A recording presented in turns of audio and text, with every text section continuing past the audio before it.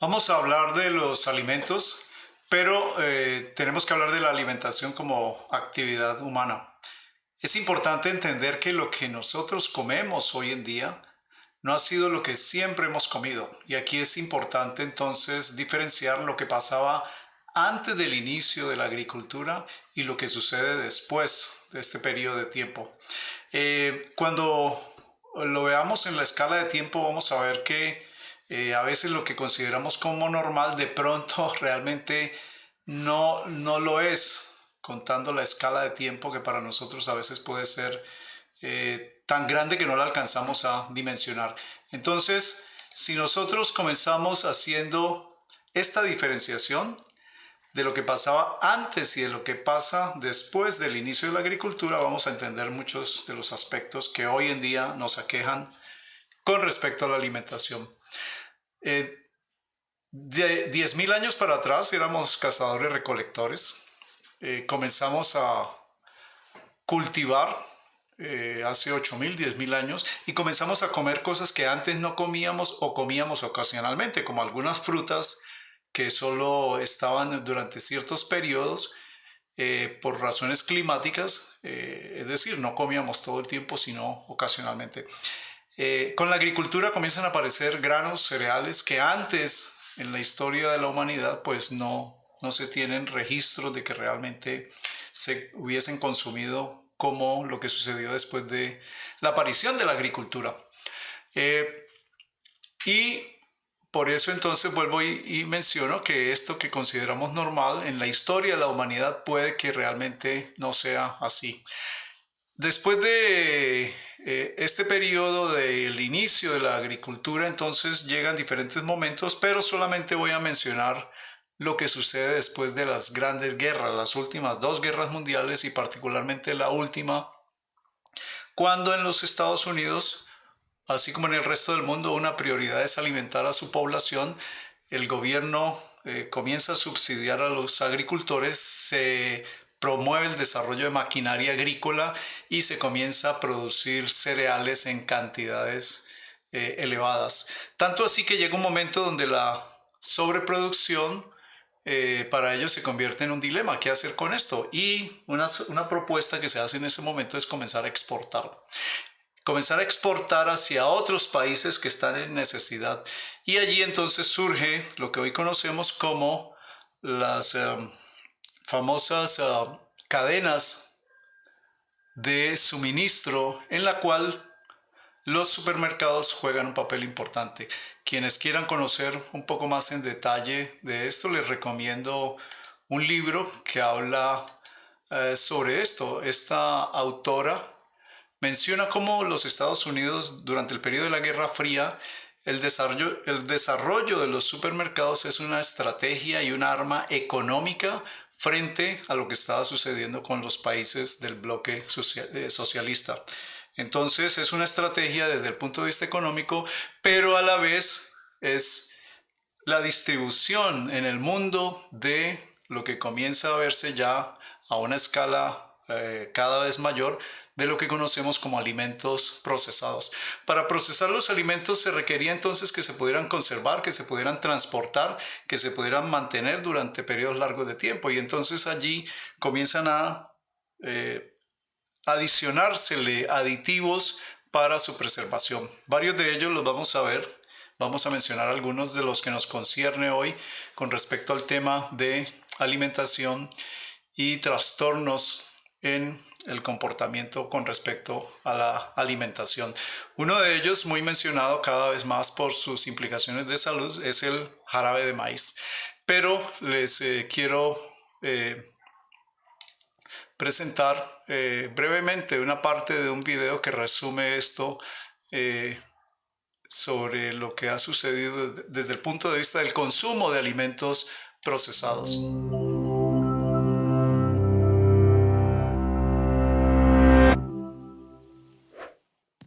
El azúcar está jugando a las escondidas contigo. Pensarías que es fácil ganar, con todo el azúcar que hay en refrescos, helados, dulces y en las bolsas de azúcar. Las personas obtienen la mitad de los azúcares añadidos de esas bebidas y golosinas. Por eso podría parecer que el azúcar está a simple vista. pero la otra mitad se oculta en los lugares menos sospechosos. Por ejemplo, el ketchup, salsa de espagueti, leche de soja y mantequilla de maní. De hecho, encontrarás azúcares añadidos en 3/4 partes de los más de 600,000 artículos disponibles en las tiendas. Pero, ¿cómo se oculta el azúcar? ¿No la puedes ver en las etiquetas de los alimentos? No es tan fácil. Al igual que a tu amigo Roberto le pueden decir Beto, Robbie, Rob, Betito o Robert, el azúcar añadido tiene muchos alias. Y no 5 o 6, sino 56.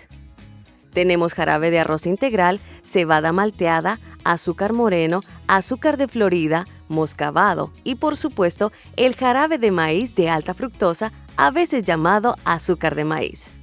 Incluso los apodos difíciles del azúcar tienen apodos.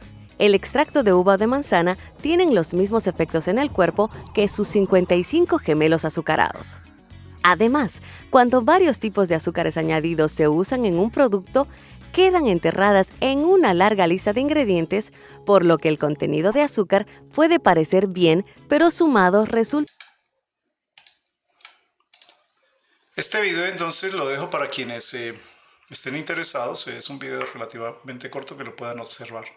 Vamos a continuar entonces ahora hablando de otro elemento importante, y es, dependiendo del alimento que consumamos, qué sucede en nuestro organismo a nivel intestinal y las conexiones entre nuestro sistema gastrointestinal y nuestro cerebro.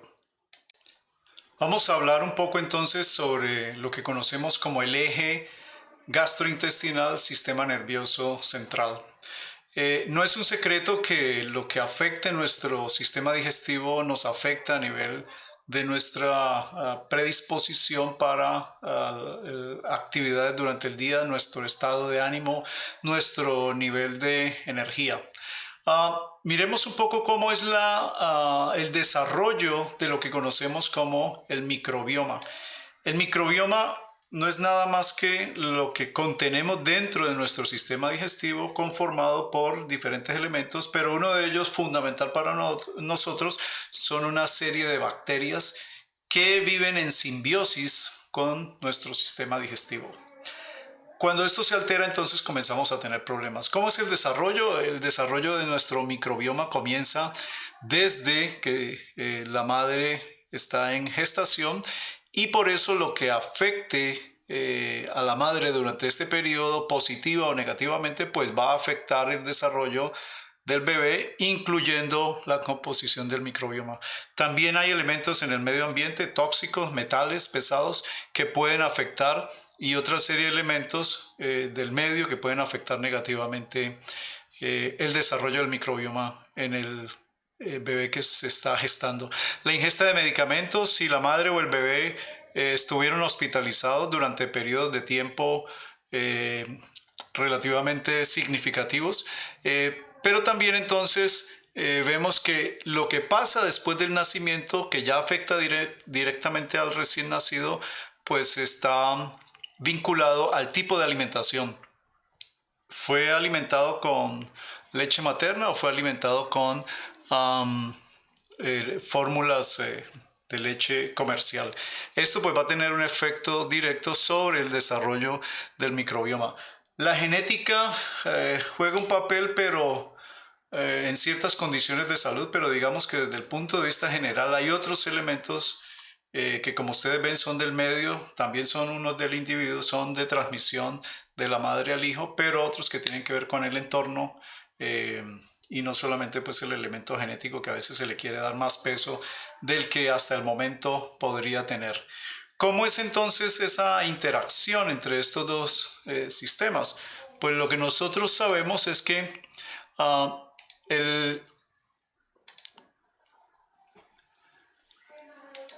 el desarrollo de esta microbioma va a afectar positivo o negativamente. Si lo afecta positivamente, entonces vamos a tener un sistema gastrointestinal saludable, el cual va a afectar positivamente nuestro sistema nervioso central. Es decir, no vamos a tener los procesos patológicos que ya hoy en día conocemos asociados ya unos con una evidencia de causalidad mayor en condiciones de salud o enfermedad.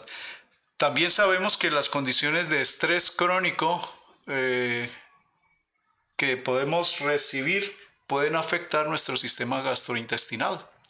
Lo que comemos desde época de los griegos sabemos que afecta nuestra salud y por eso podemos mencionar entonces que lo que comemos nos sirve de medicina o lo que comemos nos puede enfermar.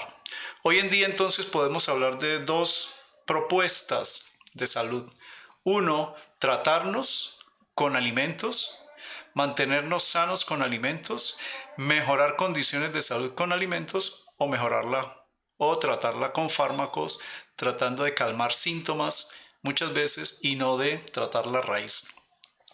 La raíz de la mayor parte de las enfermedades crónicas está en este sistema, en esta interacción entre nuestro sistema gastrointestinal y el resto de sistemas y en particular, en este caso, el tema que nos atañe, el sistema nervioso central. Miremos ahora entonces cómo es la relación entre los diferentes periodos de la vida, el desarrollo del microbioma y las enfermedades o las condiciones de salud mejor desde el punto de vista mental.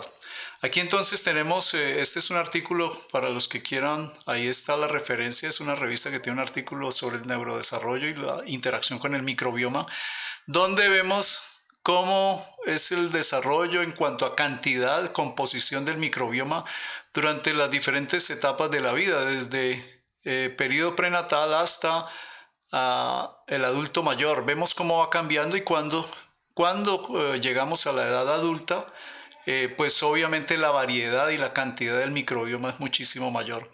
Y vamos viendo también en la escala del tiempo el desarrollo del sistema nervioso central.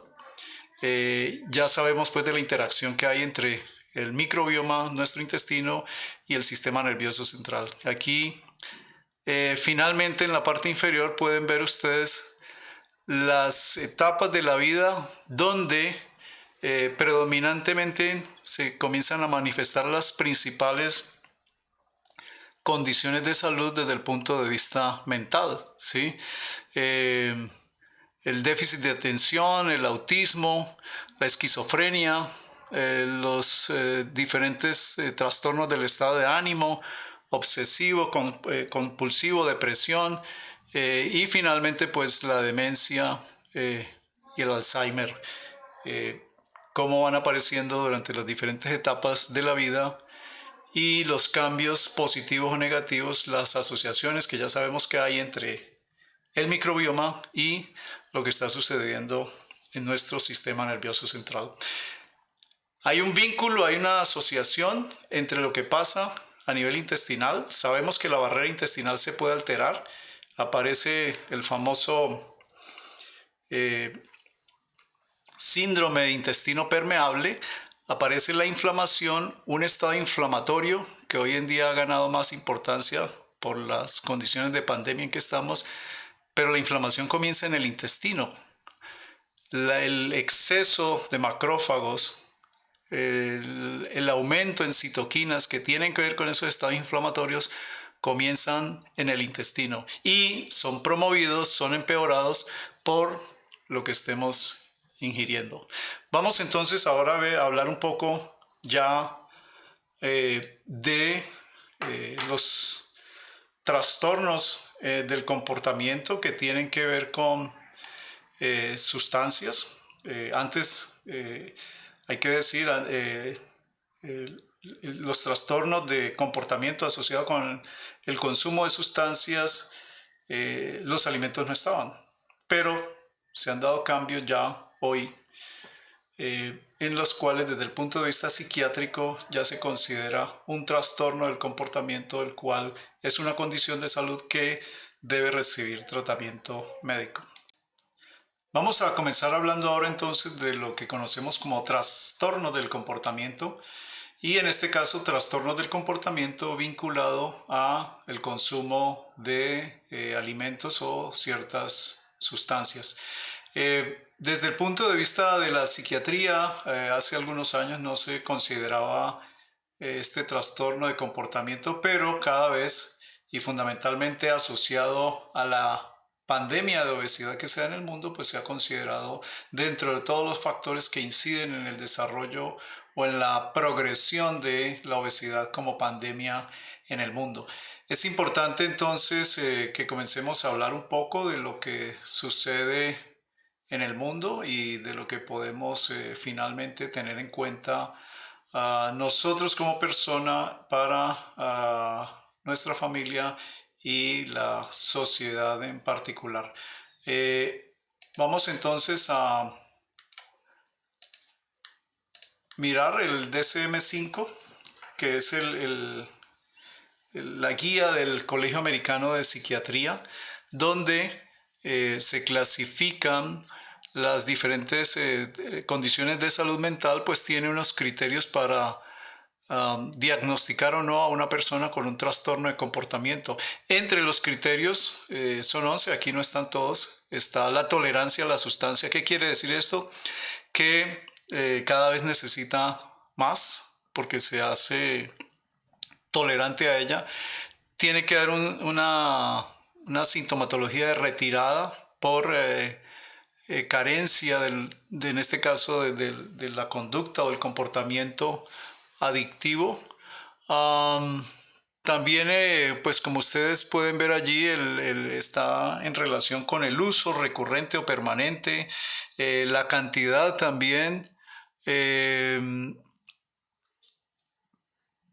y luego pues comienza a ocasionar una serie de trastornos, ya no solo por el consumo prolongado en el tiempo, por el aumento en la cantidad del consumo, sino porque también comienza a afectar actividades de la vida diaria, a tener interferencia con su vida familiar, laboral en general.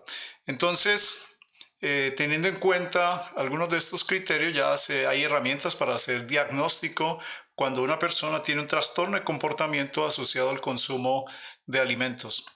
Pero volviendo al por qué se comienza a tener en cuenta esta alteración, tenemos que decir que parte más desde el punto de vista del estudio de la obesidad en el mundo.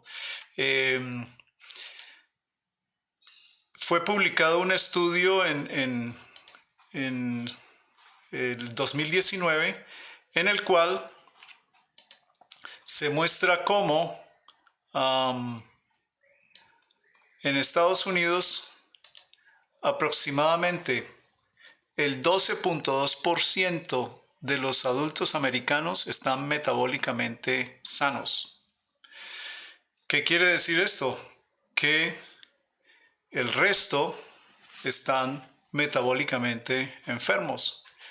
¿Qué entendemos entonces nosotros por metabólicamente sanos? Son personas que no tienen obesidad, que no tienen sobrepeso, que tienen unos triglicéridos normales, que tienen un colesterol HDL normal, una presión arterial normal, porque cuando 3 de estas condiciones están alteradas, se hace diagnóstico de lo que conocemos como síndrome metabólico. Es decir, en Estados Unidos la mayor parte de los adultos están metabólicamente enfermos, porque como ustedes pueden ver en este estudio publicado en el 2019, es solamente el 12.2%, menos hombres que mujeres, están metabólicamente sanos. Esto pues es preocupante y de ahí entonces cada vez se hacen más estudios buscando los factores que permitan controlar la obesidad, pero la obesidad ligada a un paradigma que ya se ha demostrado que no es el correcto. Por ejemplo, el paradigma que se ha manejado es que la obesidad tiene que ver con la ingesta excesiva de calorías y que, por decirlo en otros términos, una caloría de una Coca-Cola afecta lo mismo que una caloría de mantequilla, lo cual no es cierto.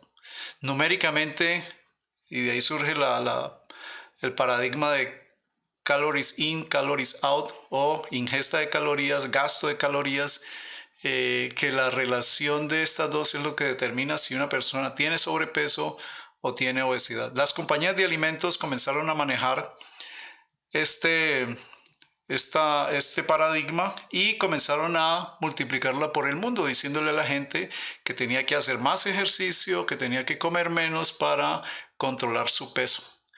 Ya sabemos que no es así, porque una caloría de una Coca-Cola no afecta metabólicamente lo mismo que una caloría de mantequilla, por poner un ejemplo opuesto a lo que es como molécula cada una de ellas. Pero eso fue lo que se manejó durante mucho tiempo y desafortunadamente es lo que todavía prevalece en la mayor parte del mundo. Entonces, pues tenemos que advertir que desde el punto de vista médico y desde el punto de vista nutricional, se ha trabajado con este paradigma, se trabaja con este paradigma y entonces mandamos a la gente a que haga ejercicio regularmente, lo cual tiene beneficio para los sistemas cardiovascular, muscular, etcétera, pero para bajar de peso no es la herramienta adecuada.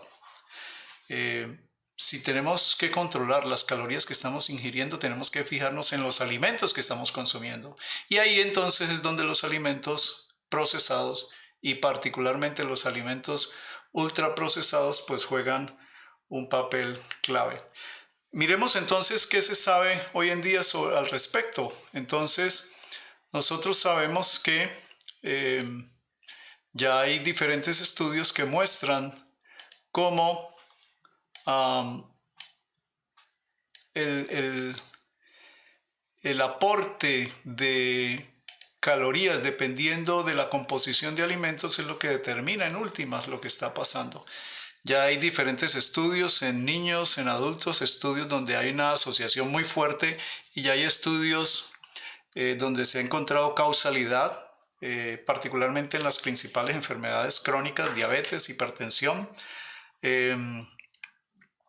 y se ha encontrado una asociación muy fuerte con cáncer, con demencia, entre otras. Entonces, dependiendo del tipo de alimentos que estemos consumiendo, pues ya sabemos que se altera nuestro microbioma intestinal y comienzan a aparecer toda esta serie de alteraciones que conocemos.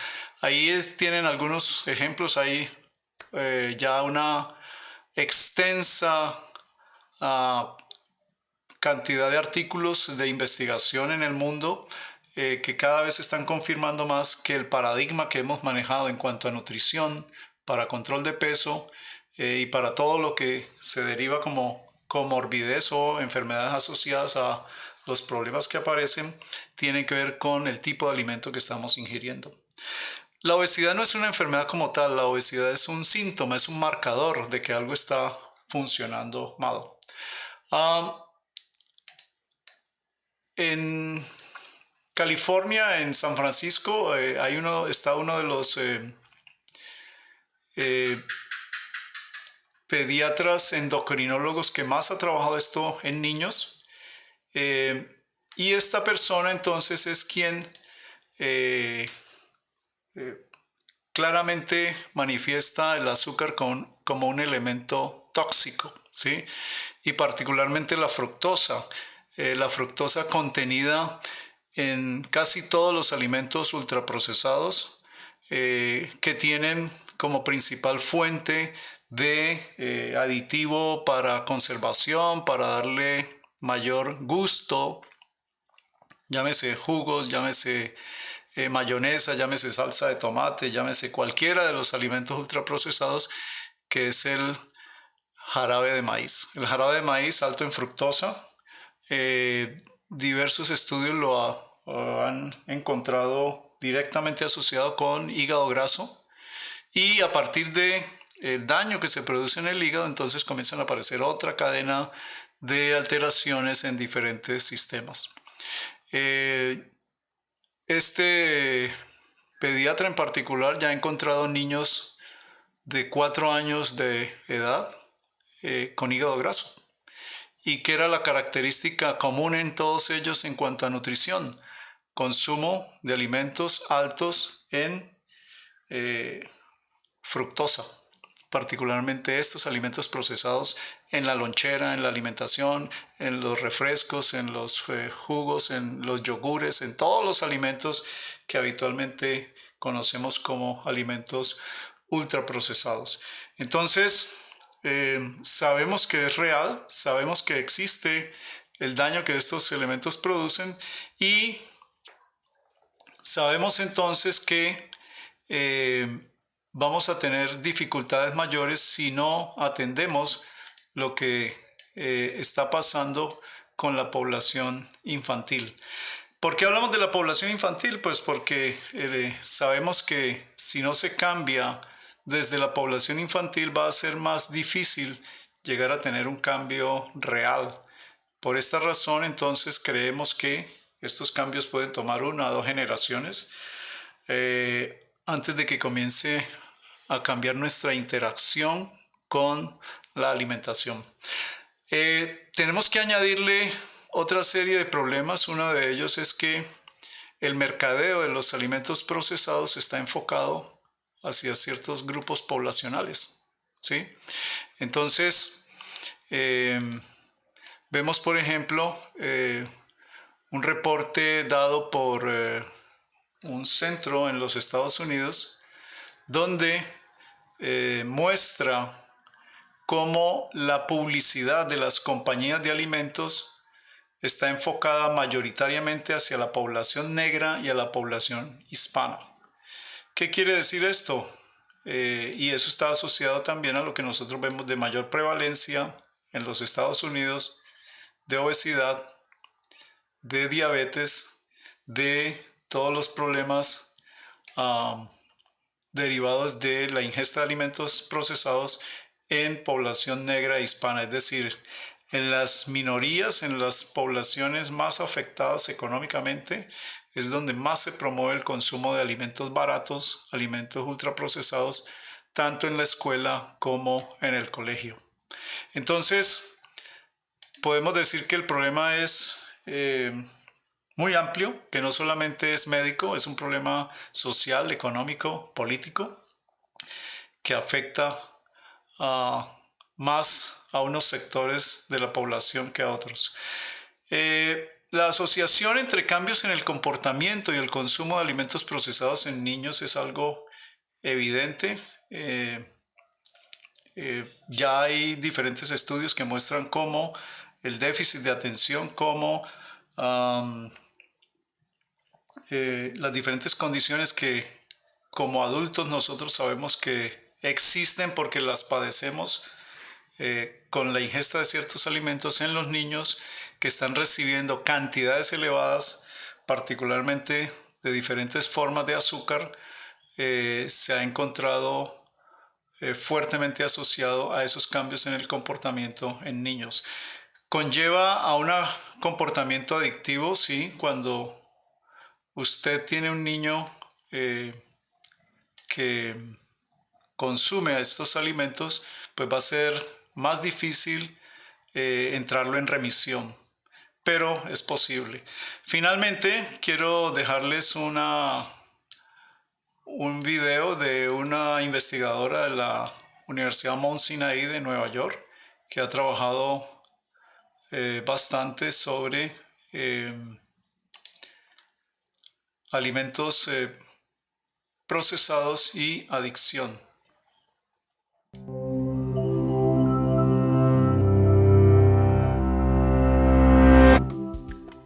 Imaginen galletas calientes, caramelos crujientes, tortas aterciopeladas y conos de barquillos apilados con helado. ¿Se les hace agua a la boca? ¿Desean un postre? ¿Por qué?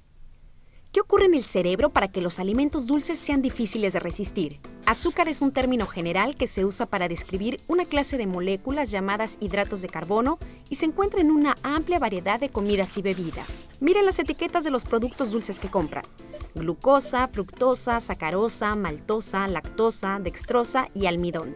Todas son formas de azúcar. Son de alta fructosa el jarabe de maíz, los jugos de fruta, el azúcar en crudo y la miel.